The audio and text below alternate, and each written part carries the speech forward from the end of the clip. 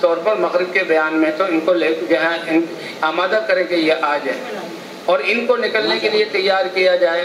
اگر یہ خود آمادہ نہ ہو تو ان کے بچوں میں سے، بھانجوں میں سے، بھتیجوں میں سے ان کو وصول کیا جائے. اور اگر وہ بھی آمادہ نہ ہو تو ان کا جو ہے ڈرائیور ہے، ان کا جو پہرے دار ہے، ان کا جو باورچی ہے، ان کے گھر میں کام کرنے والا ہے، ایسے لوگوں کو اللہ کے راستے میں نکالا جائے. اب علماء سے بھی ملاقات کی جائے. علماء سے ملاقات کہ جو اہل علم یا علم کے پڑھنے اور پڑھانے میں لگے ہوئے ہیں، یہ وہ مبارک ہستیاں ہیں کہ جنہوں نے اللہ کے دین کو اپنے سینے میں لیا اور امت تک پہنچایا. سب سے بڑی دولت یہ امت کو دے رہے ہیں. ان کا کتنا بڑا احسان ہے. جب یہ ہمیں اتنی بڑی دولت دے رہے ہیں تو بھائی انہوں نے 24 گھنٹے چٹائیوں پر بیٹھے ہوئے ہیں اور اللہ کے رسول کے احکام کو سیکھنے سکھانے میں لگے ہوئے ہیں. ان کا حق بنتا ہے کہ جب ان کی ملاقات کے لیے جائیں تو ہم بھی ان کے لیے کچھ مسواک ہو گئی، کوئی رومال ہو گیا، بچوں کے لیے کوئی پھل ہو گئے، یہ لے کر جائیں. اور ایسا عالم جو علم میں لگے ہوئے ہیں پوچھا جائے کہ ان کی ملاقات کا وقت کیا ہے. اور علماء کی خدمت میں ہم ان کی مجلس سے علمی فائدہ اٹھانے اور دعاؤں کی درخواست کرنے کے لیے جائیں. اور ان کے سونے کے وقت میں، تدریس کے وقت میں ان کو جو ہے جب پریشان نہ کریں. جب ملاقات کا وقت ہو اور جہاں ہمیں جگہ مل جائے وہیں بیٹھ جائیں اور ان کی بات کو، لوگ مسائل پوچھ رہے ہیں، اللہ کے احکام پوچھ رہے ہیں، ہم غور سے سنیں. اور جب ہماری باری آئے تو ہم کہتے ہیں جی ہم اللہ کے راستے میں ہم نکلے ہیں، ہماری جماعت اس مسجد میں آئی ہوئی ہے، آپ ہمارے لیے دعا بھی فرما دیں اور اگر تشریف لے آئیں تو بہت اچھا ہے. ہاں کوئی عالم ہو وہ سال میں نکلا ہوا، وہ ان کو دعوت دے سکتا ہے. اور جب عالم کو دیکھیں ماشاءاللہ بہت دلچسپی لے رہے ہیں تو اس کام کی وجہ سے جو تبدیلیاں آئی ہیں، مساجد بنی ہیں، لوگ دین کی طرف متوجہ ہوئے ہیں، صحیح کارگزاری ان کو سنائی جائے. اپنی ذات اور اپنی جماعت کے کارنامے وہ ان کو نہ بتائے جائیں. اگر وہ اسی وقت دعا کر دیں تو بہت اچھا، ورنہ اصرار نہ کریں، وہ انشاءاللہ دعا کر دیں گے. امام صاحب سے بھی ملے، امام صاحب سے کسی پالیسی اور سیاسی اعتبار سے نہ ملے. امام اللہ نے ان کو یہ مرتبہ دیا ہے، ان کا حق ہے، اس لیے ان سے جا کر ملیں اور دعاؤں کی درخواست ان سے کریں. تو اس لیے بھائی ہمارا 3 گھنٹے 4 گھنٹے ہمارے گشتوں میں لگنے چاہیے. جماعت کو دوسری جگہوں پر نہ بھیجیں. ہاں اس بستی والے، اس محلے والے اگر کچھ دور رہتے ہیں تو وہاں جا کر ان سے بات کی جائے اور ان کو آمادہ کیا جائے. اور اگر کیونکہ جو جتنے بھی اس مسجد کے آس پاس گھر ہیں، ہر گھر میں جتنے افراد ہیں ان سے ہماری ملاقات ہونا ضروری ہے. اگر وہ دن میں یہاں نہیں ملتے، رات کو آتے ہیں تو ہم اپنی ترتیب ایسی بنا لیں کہ 1-2 جماعت جو رات کو گھروں میں آتے ہیں اس وقت ان سے ملاقات کریں. ہر مسلمان سے ملنا ضروری ہے کیونکہ یہ اس امت کا معاملہ اجتماعی ہے اور یہ پوری امت کی ذمہ داری ہے اور اس محنت سے مقصود امت کو بنانا ہے. ایک گھر میں 10 افراد ہیں تو 10 سے ملاقات ہو گئی یا نہ ہوئی. یہ نہیں کہ اس گھر میں ہم ایک دفعہ چلے گئے اور بھائی جتنا زیادہ جو جماعت ملاقاتوں کے لیے اپنے آپ کو تھکائے گی اور لوگوں سے بات کرے گی تو اتنا ہی ان کو وصولی ہو.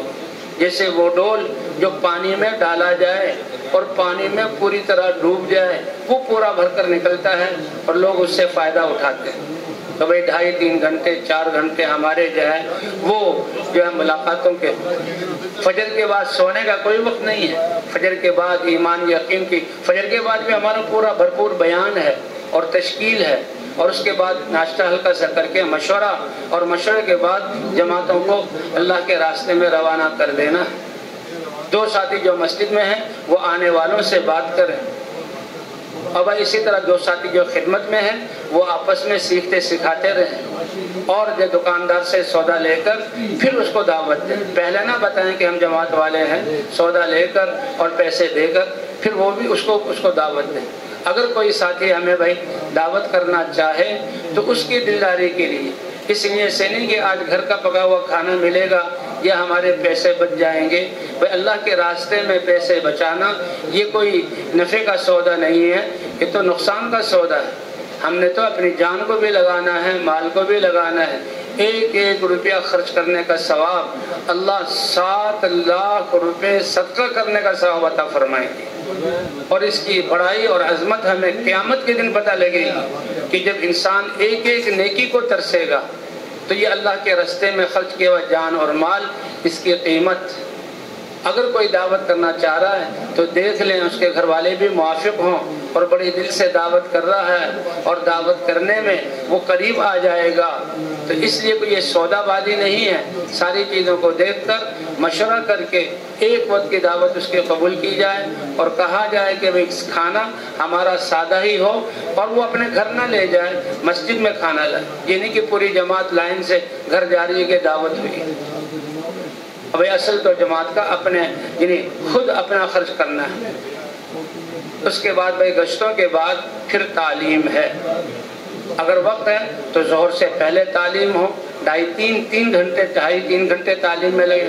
اللہ کے راستے میں نکل کر مردوں کی جماعت ہے تو تعلیم میں قرآن کی تجوید ہے، فضائل اعمال کا پڑھنا، احادیث کا سننا ہے، اور 6 نمبروں کا مذاکرہ ہے۔ تجوید کا مقصد کیا ہے کہ ہمارے قرآن پاک کا پڑھنا ٹھیک ہو جائے۔ قرآن پاک کا پڑھنا ٹھیک ہوگا تو نمازیں ہماری ٹھیک ہوں گی، اور نمازیں ٹھیک ہوں گی تو ہماری زندگی ٹھیک ہو جائے گی۔ جیسے بس یا جہاز یا ریل گاڑی جو بھی مشین بنتی ہے، پہلے اس کو خالی چلایا جاتا ہے اور دیکھا جاتا ہے اس کے ٹائر اور اس کا بریک اور اس کا ہینڈل، ساری چیزیں ٹھیک ہیں، ہر پردہ ٹھیک ہے اور اطمینان ہو گیا تو اب سوار کر کے اب یہ بس اور یہ جہاز اب کیسی کتنی دور کی منزلوں کو کتنے تھوڑے وقت میں طے کرے گا۔ تو اللہ نے نماز ایسی عبادت دی کہ ساری دنیا سے خالی ہو کر، دل کو بھی خالی کر کے، اللہ کی طرف متوجہ کر کے 10 منٹ کا اپنے جسم کا استعمال۔ اس لیے جس کی نماز ٹھیک ہو گئی اور جس نے اپنے اعضاء کو نماز میں استعمال کرنا سیکھ لیا، نماز جس کی بن گئی اس کی زندگی بھی بن گئی۔ اگر ہماری زندگی میں کمی بیشی ہے تو اپنی نمازوں کی خیر منائیں، اور حدیث میں صاف آتا ہے کہ سب سے پہلے قیامت میں نماز کا دیکھو اس کی نماز کو، اور اگر نماز اس کی صحیح ہے یہ علامت ہے کہ اس کی زندگی ٹھیک ہے اور یہ جنت میں داخل کر دو، اور اب نماز خراب ہو گئی تو یہ دلیل ہے کہ نہ اس کی زندگی بگڑی ہوئی ہے۔ تو اس لیے بھی نمازوں کو ٹھیک کرنے کی محنت، تہجد میں اٹھنا اور باجماعت نماز پڑھنا اور صلاۃ الحاجہ اور نفلوں کا اہتمام، تو اس کے لیے تجوید۔ اگر پہلے سے ساتھیوں کی کیفیت معلوم نہ ہو تو پہلے دن ایک ہی حلقہ لگ جائے، سارے ساتھیوں سے کچھ صورتیں سن لی جائیں، اس سے اندازہ ہو جائے گا کہ کتنے ساتھی صحیح پڑھنے والے ہیں۔ روزانہ اگر آدھے ہیں تو بہت اچھی بات ہے، 2 ساتھیوں کی تجوید ہو جایا کریں کہ فضائل قرآن میں سے پڑھ کے 2 اور تجوید کا مطلب یہ نہیں کہ صرف 10 صورتیں ہی ہم نے پڑھنی ہیں، بلکہ اگر 7 مہینے سال کی جماعت ہے، یہ جو ہے بھائی چلتے ہوئے دعائیں بھی سیکھیں اور قرآن پاک کی صورتوں کو بھی یاد کریں۔ تجوید ٹھیک ہوگی تو ہماری نماز ٹھیک ہوگی۔ اس کے بعد جو ہے قرآن جب پڑھنا ہے، جو ہے فضائل اعمال کا سارے ساتھیوں سے سارے اعمال کرائے جائیں۔ یہ فضائل کی تعلیم یہ ہماری دعوت کی تقویت کے لیے ہے کہ جو ہم نے دعوت دی، یہ جو ہم تھکے، لوگوں کی کڑوی تسلی صحیح، بے بسی کا اظہار ہوا، اس پر اللہ کیا دیں گے؟ تو فضائل کی تعلیم میں جب بیٹھیں گے تو ہمیں اپنی محنت یا قربانی بالکل معمولی معلوم ہوگی، اللہ کے انعامات اس سے کہیں زیادہ ہیں۔ اگر تعلیم جو ہماری یہ اچھے پھر آخر میں ہر ساتھی 6 نمبروں کا مذاکرہ کرے۔ اب 6 نمبر کا مقصد کیا ہے کہ ہمارے ہر عمل میں یہ 6 صفات آ جائیں۔ یہ 6 صفات کہتے ہیں پورا دین نہیں ہے، لیکن کوئی عمل ان 6 صفات سے خالی بھی نہ ہو۔ بغیر ایمان کے کوئی عمل نہیں۔ حضور صلی اللہ علیہ وسلم کی سنت اور طریقے سے خالی عمل، اس میں برکت اور کمال نہیں۔ جہالت پر عبادت کرنا اس کا کوئی اعتبار نہیں، غفلت سے عبادت کی بھی کوئی قیمت نہیں۔ اس لیے بھئی یقین کا درست ہونا بھی ٹھیک یہ ضروری ہے کہ اللہ اعمال پر دنیا آخرت بنائیں گے، ہر عمل میں حضور کی سنت کا ہونا بھی ضروری۔ اور پہلے تو فضائل کی شوق میں نماز پڑھیں کہ لا اجر لمن لا حسبۃ لہ۔ ایک آدمی عمل کر رہا ہے اور اللہ سے ثواب کی امید ہی نہیں ہے تو فرض تو ساقط ہو جائے گا، لیکن اللہ کی طرف سے جو بڑے بڑے اجر ہیں وہ کیسے ملیں گے؟ اس لیے فضائل کی تعلیم میں بیٹھنا یہ ہماری روزانہ کی ضرورت ہے اور ہماری احتیاج ہے کہ شوق سے ہم جو ہیں اور جو اللہ نے وعدے کیے ہیں ان کے شوق میں یقین بھی ہو، اخلاص بھی ہو، اور بھائی جو ہے شوق بھی ہو۔ اس لیے فضائل کی تعلیم میں بیٹھنا، اور فضائل کی تعلیم ہی ہمیں اس طرح متوجہ کرے گی کہ علماء سے جا کر اپنی زندگی کو اللہ کے احکام کے مطابق بنانے کی کوشش کریں۔ اور بھائی اپنے اعمال کی حفاظت کے لیے ہمارے اخلاق کا درست ہونا بھی ضروری ہے۔ سب سے زیادہ جو ترازو میں بھاری اعمال ہوں گے وہ اخلاق ہوں گے، جس کا اخلاق اچھا ہوئے، اللہ کے رسول فرماتے ہیں جنت کے اعلیٰ درجوں میں میں اس کے لیے ایک محل کا میں ضامن ہوں۔ اب فرمایا ایک آدمی پہاڑوں کے برابر سونا لے کر آئے گا، لیکن زبان اس کی چلتی تھی لوگوں کے عیب بیان کرنے میں، اور اخلاق اس کے ٹھیک نہیں تھے، تو حقوق والے آئیں گے اور اس کے اعمال کو اس کو دے دیا جائے گا، حتیٰ کہ پہاڑوں برابر اس کی نیکیاں ختم ہو جائیں گی، پھر ان کے گناہوں کو اس پر ڈالا جائے گا۔ فرمایا یہ ہے میری امت کا کنگال، اللہ ہماری حفاظت فرمائے۔ کہ زبان کی حفاظت ہو، کسی کی تحقیر نہ ہو، دل کا صاف کرنا ہو، تو یہ 6 صفات ضروری ہے۔ اخلاص کے بغیر عمل میں کوئی وزن نہیں۔ جی ہاں، اور بھائی مجاہدے اور قربانی کے ساتھ یہ 6 نمبروں کا مذاکرہ ہے، اسی لیے سب سے پہلے ہم ان 6 نمبروں کی نماز میں مشق کریں کہ نماز ہماری اس یقین کے ساتھ کہ اللہ اس سے دنیا آخرت بنائیں گے، اور نماز میں حضور صلی اللہ علیہ وسلم کی سنتوں کا اہتمام، فضائل کا شوق، اور جو احکام ہیں مسائل ہیں ان کے استحضار کے ساتھ، اور اللہ کے دھیان کے ساتھ، اور بھئی مشقت کے ساتھ نمازوں میں ان 6 نمبر، پھر باقی ہر عمل میں ہم 6 صفات، تو ہر ایک ساتھی کا 6 نمبر کو دہرانا یہ بھی ضروری ہے۔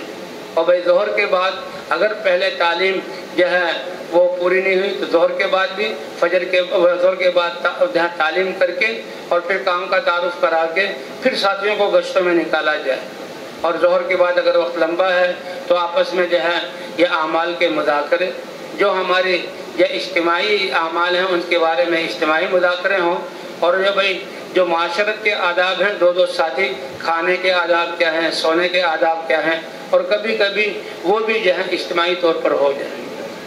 اب اس کے بعد ایک ہمارا ہے عمومی گشت، سارے دن ہم نے جہاں اپنے آپ کو تھکایا، گشتیں کی ہیں، بہت اچھی بات، ایک عمومی گشت کا لوگوں کے پاس جانا اور ان کو دعوت دینا اور تھکاوٹ کو برداشت کرنا، یہ تمام انبیاء کی سنت مشترکہ ہے۔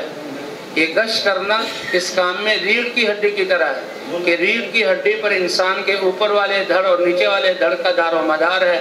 ریڑھ کی ہڈی مضبوط ہے تو جسم کا جو ہے اعمال صحیح ہے۔ تو فرمایا گشت یہ ہمارا بہت صحیح ہونا چاہیے، اس لیے ہر ساتھی کا شوق یہ ہو کہ میں عمومی گشت میں شریک ہو جاؤں۔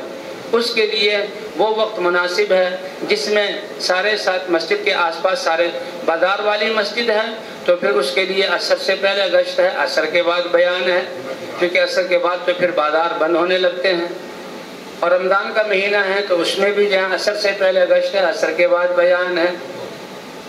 دفتر والے ذمہ دار لوگ ہیں تو سب سے مناسب وقت جو عام طور پر چلتا ہے عصر کے بعد گشت ہو اور مغرب کے بعد بیان ہو۔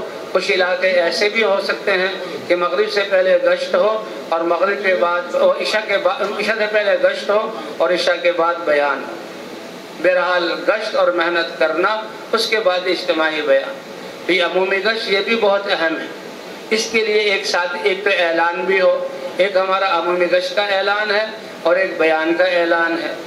اعلان اگر جماعت کا ساتھی تو جب اس جماعت کا ساتھی پرانا ساتھی جس کی آواز صاف ہو وہ اعلان کرے، بھائی نئے ساتھیوں کو بھی سکھانا ہے تو انفرادی مذاکروں میں ان کو اچھی طرح سکھا دیا جائے۔ اعلان کرنے والا امام ہی کے پیچھے کھڑا ہو اور بڑے صاف انداز میں اور جرأت کے ساتھ بات کرے، یہ جو دین کی بات کر رہا ہے دنیا میں اس سے اچھی آواز اللہ کے ہاں کسی کی نہیں ہے، جو سارے دنیا انسانوں کو دین کی طرف بلا رہا ہے۔ تو اعتماد کے ساتھ اور واضح الفاظ میں، اور وہی جو ہماری دعوت کہ بھئی اللہ نے سارے انسانوں کی کامیابی دین میں رکھی ہے، دین کا آنا نبیوں کی محنت کے ساتھ ہے، اور محنت جو ہے وہ اللہ کے یہ ہماری ذمہ داری ہے، اس کے لیے جو بات چیت ہو۔ ترغیب گشت جس کے ذمہ ہو وہ حضرات دین کی اہمیت کو بتلائے، حضرات انبیاء کرام کے قصوں کی طرف تھوڑا سا اشارہ کرے، اور دین کی محنت کے فضائل سنا کر جو لوگ موجود ہیں ان کو دین کی گشت کے لیے آمادہ کرے۔ اور پھر جب لوگ تیار ہو جائیں اب ان کے سامنے گشت کے آداب بیان کیے جائیں کہ گشت کے آداب کیا ہیں۔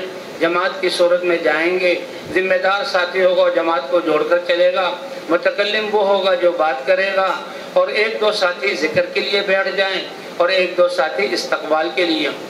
آداب، راستے کے دائیں طرف چلنا ہے، نظروں کی حفاظت کرتے ہوئے چلنا ہے اور ذکر کرتے ہوئے چلنا ہے۔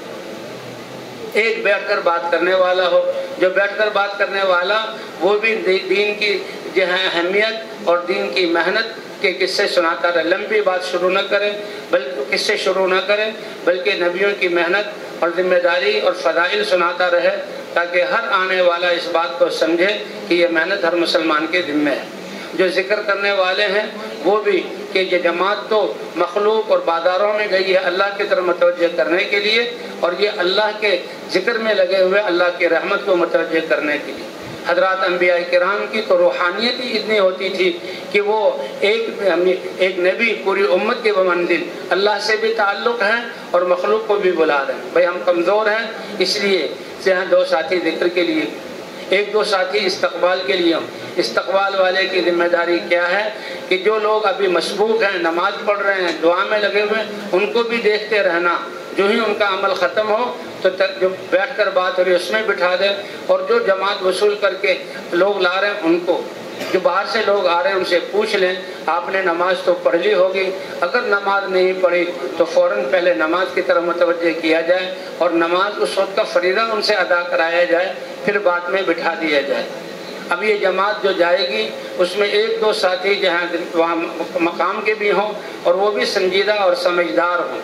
جانے والی جماعت میں ذمہ دار جو پوری جماعت کو اکٹھا کر کے چلے گا اور جماعت کو متفکر رکھے گا۔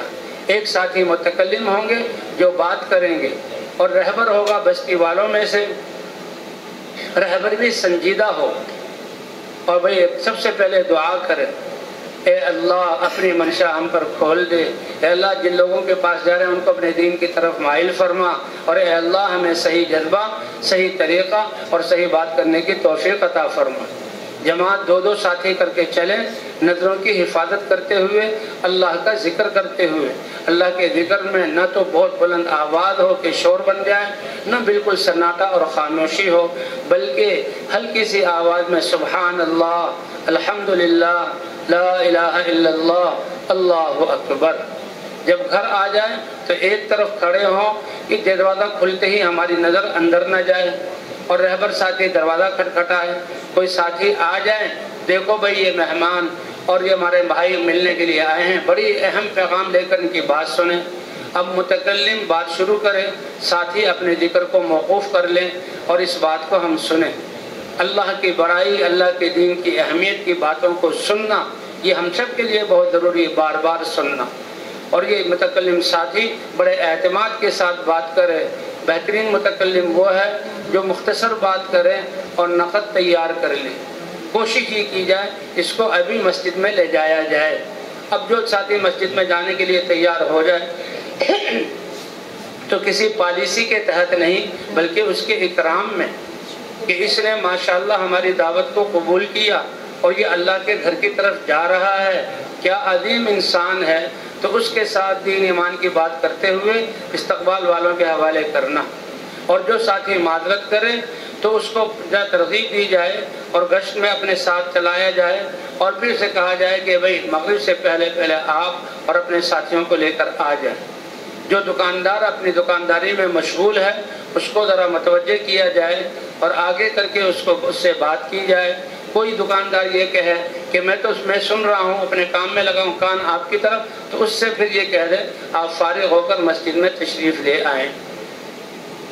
اس طرح بھائی ہم نے ملاقاتیں کرنی۔ جب اتنا وقت رہ جائے، اب متکلم اگر بات سنبھال رہا، اچھی بات کر رہا تو بہت اچھا، اگر اس سے کہیں کمی بیشی ہو تو ذمہ دار ساتھی بتا دے کہ بھائی کا مقصد یہ تھا۔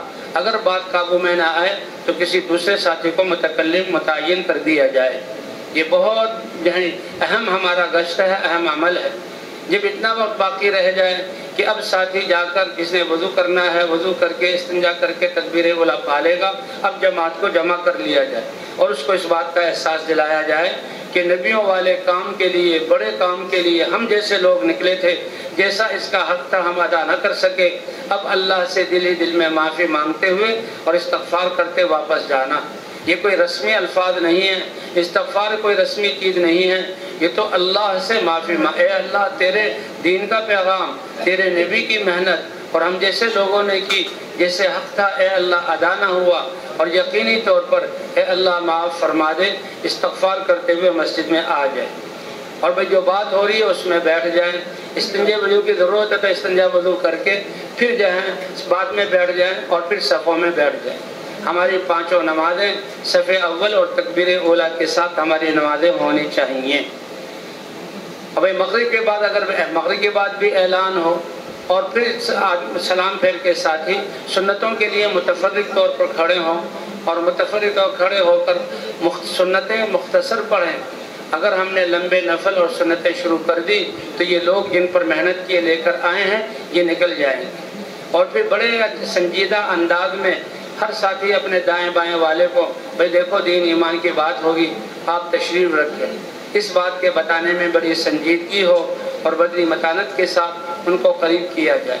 بیان تو ایک ہی ساتھی کرے گا، مشورے سے طے ہوگا، جس کے دل میں بیان ہو وہ بھی اللہ سے مانگے اور پوری جماعت متفکر رہے۔ یہ پوری جماعت اس بستی میں حضور کی محنت کے شروع ہونے کا، لوگوں کے اللہ کے راستے میں نکلنے کا ذریعہ بن جائے، اس کے لیے پوری جماعت کا متفکر ہونا، اللہ کی طرف متوجہ ہونا ضروری ہے۔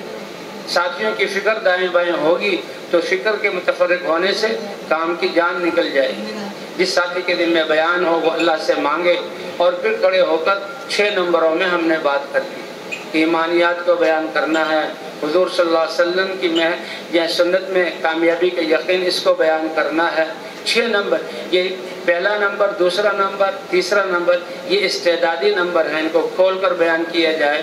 اور پھر جو ہے اخلاق اور اخلاص، اس کو بھی اکرام مسلم، اس کو بھی بیان کیا جائے، اور جو ہے پھر دعوت والے عمل کو، اس کو خوب جم کر بیان کیا جائے۔ جی ہاں، آگے پیچھے ہو جائیں کوئی بات نہیں، لیکن ہماری بات 6 نمبروں کے اندر رہے، اور بیان کرنے والا بیان کرنے میں اپنے حرکتوں کو اور اپنے جسم کے انداز کو ایسا سنجیدہ رکھے اور اللہ کی طرف متوجہ رہے، مجمع کو بھی دیکھتا رہے کہ مجمع میں استعداد ہے بیٹھنے کی، اور جب دیکھیں کہ بھئی بات پوری ہو رہی ہے اور مجمع بھی، تو پھر تشکیل ہماری بہت اہم چیز ہے، اور مقصود تو تشکیل ہے، ساری محنت کا لباب لوگوں کو اللہ کے راستے میں نکالنا ہے۔ تشکیل کے لیے ایک ساتھی متعین ہو، اگر بستی والا ہو وہ نام بھی جانتا ہے، آسانی سے نام لکھ لے گا، ورنہ بڑا سوال جواب، بہرحال سنجیدہ ساتھی۔ تشکیل والے کوئی نئی بات شروع نہ کریں، اس کے بیان کرنے والے کی بات دیکھیں، ماشاءاللہ بھائی نے کتنی اچھی بات بیان کی، اللہ کے راستے میں نکلنے کے کتنے فضائل، بتائیں بھائی کون؟ 4 مہینے چلے کی جم کر تشکیل کی جائے، بیان کے بعد تھوڑی دیر مجمع کو بیان کے تأثر کے تحت ہی رہنے دیے جائے، وہ خود نام لکھائیں، جب دیکھیں کہ مجمع میں جمود ہے پھر ہم ایک دوسرے کو ترغیب دیں اور راضی کریں، اور بھائی جن لوگوں کے نام آ جائیں اس وقت ان کو جمع کر کے اب اگلا مرحلہ ان کی وصولی کے لیے جانا ہے۔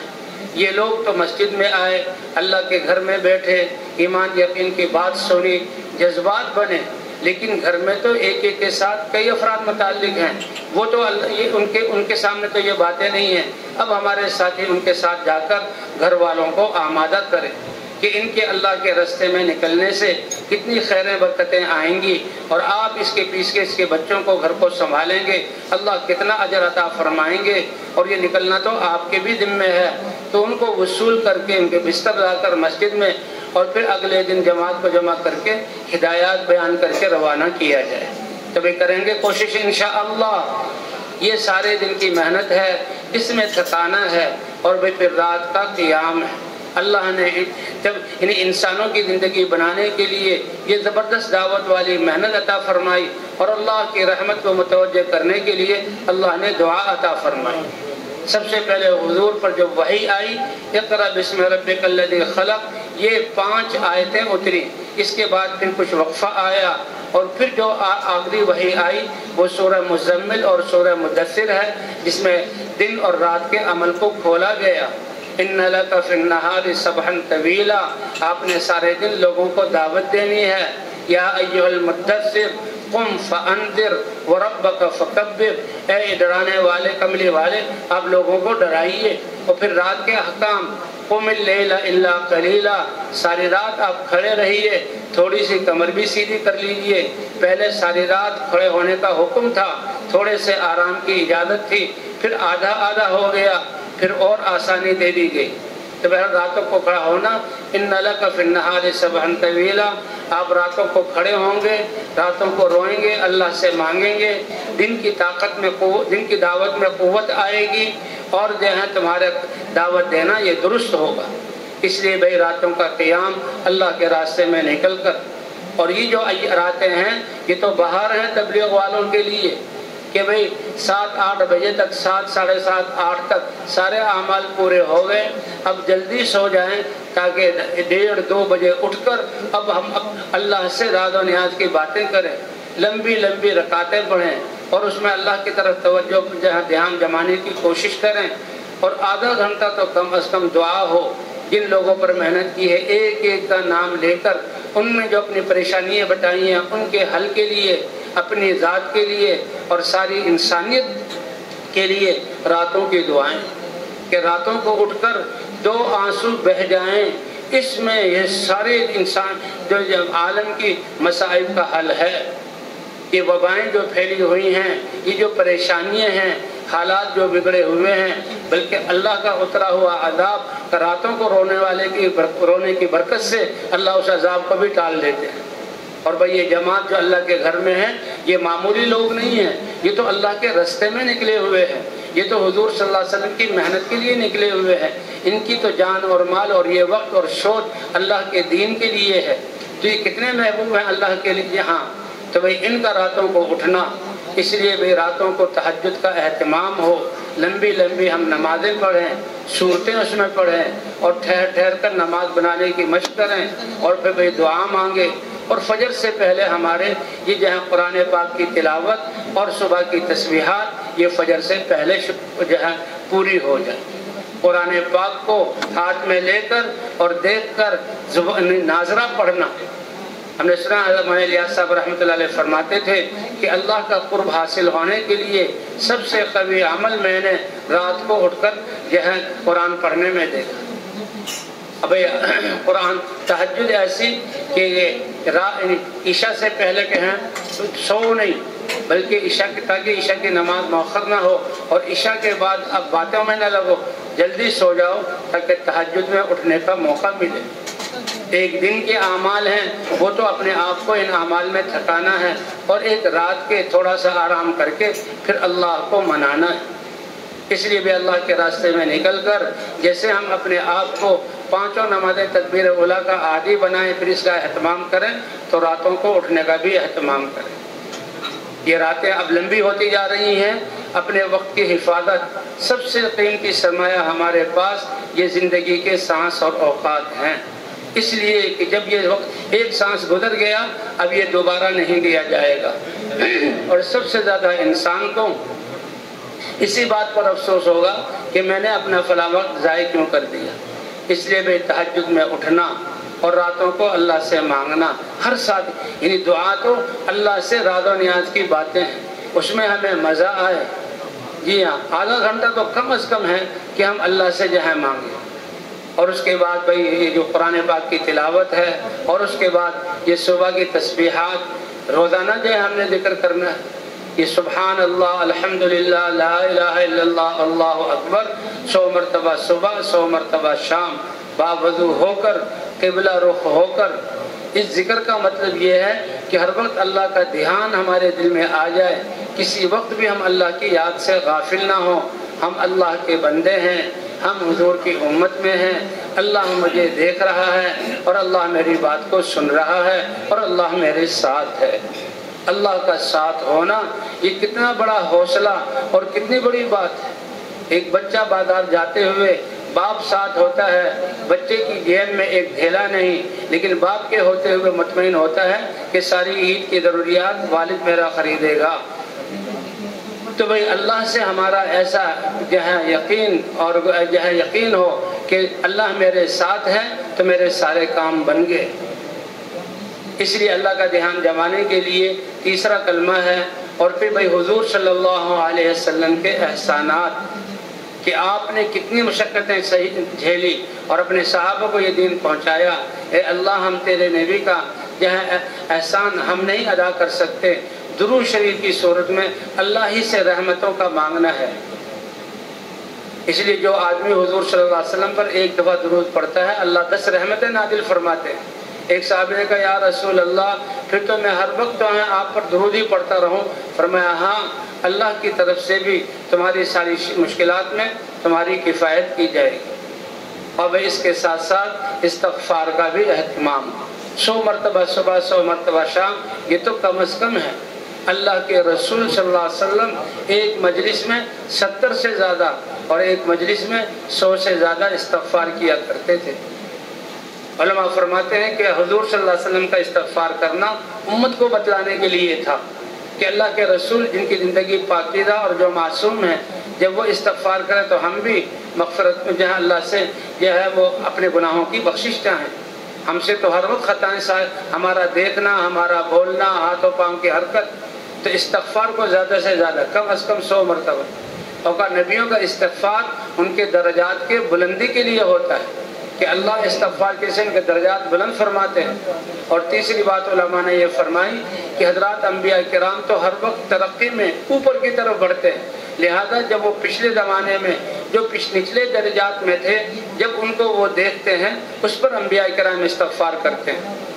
فرشتوں کا ایمان ایک سطح پر ہے، حضرات انبیاء کرام کا ایمان اور اللہ کے قرب میں ہر وقت ترقی ہوتی ہے، تو پچھلی منازل کو دیکھ کر وہ پھر کہتے ہیں استغفر اللہ ربی، استغفار کرتے ہیں۔